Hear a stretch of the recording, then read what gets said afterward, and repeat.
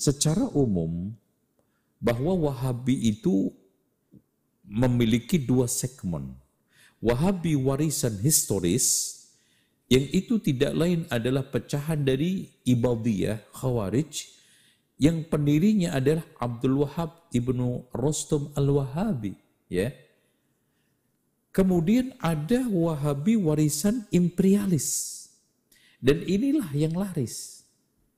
Inilah yang eksis. Menjadi dagangan politik. Ustaz. Yang menjadi dagangan politik. Apapun sekarang mereka ingin menjadi ustadz terkenal. Yang diangkat-angkat, yang disodok-sodok Wahabi. Ingin naik jabatan, yang diangkat-angkat, yang disodok-sodok Wahabi. Sampai penyanyi ingin terkenal pun bikin lagu-lagu tentang Wahabi.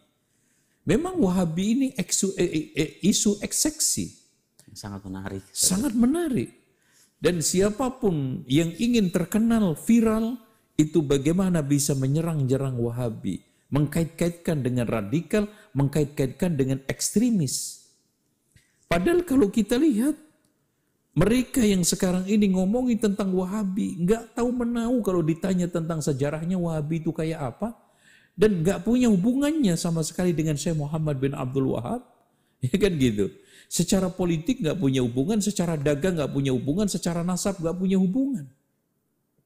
Secara apa mereka punya hubungan? Sampai akhirnya rela menyerang mereka, ini beliau. Ya, kalau seandainya sekarang ini karena sakit hati Syekh Muhammad bin Abdul Wahab pernah menjajah Indonesia, juga nggak pernah. Atau mereka balas dendam karena ada salah satu jamaah haji Indonesia yang disembelih di Mekah sana, juga nggak pernah. Kalau sekarang ini mereka itu sakit hati karena harta kekayaannya dirampas, dihabisin oleh Syekh Muhammad bin Abdul Wahab, kebalik-balik. Bukankah yang menguras kekayaan Indonesia itu para imperialis dari barat sana? Aneh, ya. Yang merampas kekayaan kita, yang merampas sekarang ini alam kita, yang akhirnya menjadi hancur adalah mereka-mereka orang barat yang kita musuhi orang Arab. Inilah yang aneh, ajaib tapi nyata. Kelakuan bangsa kita, kelakuan tokoh kita, yang itu semuanya berangkat dari politik divide et impera. Tetapi aneh bin ajaib. Demi kepentingan sesaat, ini Wahabi digoreng terus. Ada santri nutup telinga karena dia tidak mau dengar musik, yang digoreng Wahabi. Ada orang yang sekarang ini santri khusyuk rajin melantunkan Al-Quran, yang digoreng Wahabi lagi. Ada sekarang orang senang gemar membaca dan juga mempelajari bahasa Arab, yang digoreng Wahabi lagi. Wahabi lagi, Wahabi lagi. Subhanallah, ya. Seksi banget. Antum kayak nggak bisa makan kalau sekarang nggak ada Wahabi, nggak bisa terkenal kalau nggak ada Wahabi, nggak bisa naik pangkat kalau nggak ada Wahabi. Ini aneh. Jadi terus terang, saya di sini tidak ada hubungannya. Anak orang Jawa, turunan bapak saya itu asli orang Jawa, nggak ada hubungannya dengan orang Arab. Saya hanya punya hubungan emosional dengan Rasulullah SAW. Saya hanya punya hubungan stressing untuk mempertahankan dinul Islam. Karena itu yang menyuruh Allah dan Rasulnya, ati'ullaha wa ati'ur rasulah. Tetapi kalau sekarang itu yang dihujat-hujat adalah Al-Quran, yang dicela-cela adalah simbol Islam, yang sekarang ini dirusak adalah esensi Islam, maka semuanya harus membela. Bukan membela diri, tetapi membela Islam. Ya, inilah yang saya ingin tegaskan.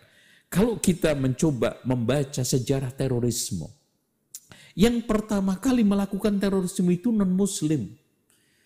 Sekarang bagaimana sadisnya Hitler membantai ribuan orang Yahudi di Jerman. Betapa sadisnya sekarang ini orang-orang Herzegovina, Bosnia dibantai oleh Serbia. Dan itu juga bukan orang Islam. Di Kashmir, terus kemudian di Rohingya. Terus bagaimana aksi-aksi terorisme di belahan dunia yang pertama kali merancang, membuat gagasan, memberikan pengajaran terorisme itu non-muslim, bukan Islam. Ya, oleh karena itu di sini kita ingin tegaskan bahwa Islam itu sebetulnya adalah agama wasat, moderat. Kalau seandainya ada ekstremisme, itu human error karena salah faham yang dilakukan segelintir orang. Tapi pada dasarnya secara umum, umat Islam itu adalah ummatan wasatoh. Dengan demikian jangan digeneralisir. Jangan sekarang digebiah-uyah. Terus kemudian kita itu akhirnya bisa diadu domba antar umat Islam. Kita coba bayangkan, semasa reformasi puluhan tahun kita hanya geger soal Wahabi dan tidak Wahabi. Radikal dan tidak radikal. Sasaran kita untuk membangun Indonesia maju, Indonesia emas, itu membias. Kita satu dengan yang lainnya, energi ini terkuras. Untuk apa? Untuk bertikai. Untuk satu dengan yang lainnya saling menghantam, saling gasak, saling gesek, saling gosok. Sementara pengajaran Islam yang indah itu dibiaskan. Bahkan isu-isu terorisme, isu-isu radikal sudah membias, tidak menjurus. Dan inilah yang kita sayangkan. Saya sejak awal ketika muncul isu terorisme itu sudah menulis jihad melawan teroris. Ya. Tetapi saya di sini juga tidak membenarkan ini jadikan isu untuk melemahkan, untuk menjatuhkan, untuk mengadu domba umat Islam. Dan saya tegaskan juga bahwa aksi teror itu bukan jihad. Matinya bukan syahid, tapi urusan dia. Kita serahkan kepada Allah kalau sudah meninggal dunia. Karena dia muslim. Tetapi itu tegas, itu jelas.